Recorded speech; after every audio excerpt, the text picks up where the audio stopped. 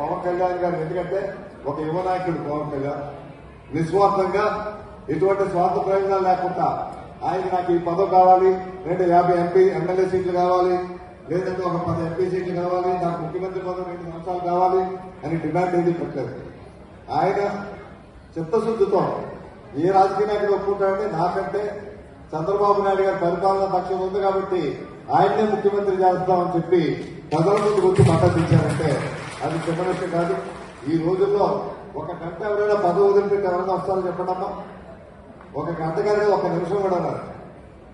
ఒక అన్న గురించి తమ్ముడు త్యాగం చేయడానికి సిద్ధంగా లేదు. ఒక భర్త భార్య గురించి త్యాగం చేయడానికి సిద్ధంగా లేని రోజులు. అటువంటి రోజుల్లో నిస్వార్థంగా రాష్ట్ర ప్రయోజనాలు, రాష్ట్రం అభివృద్ధి పడాలి, రాష్ట్ర ప్రజలకు మంచి దిశ నిర్దేశించాలి, ఈ రాష్ట్రంలో ఉన్నటువంటి యువతకు మంచి ఉద్యోగావకాశాలు రావాలి, మంచి పరిశ్రమలు రావాలి అనేది ఆయన ఏకైక విషయం. అందుకే ఆయనతో ప్రయాణం చేయడానికి నేను సిద్ధపడ్డాను. అందువల్ల మీరంతా దయచేసి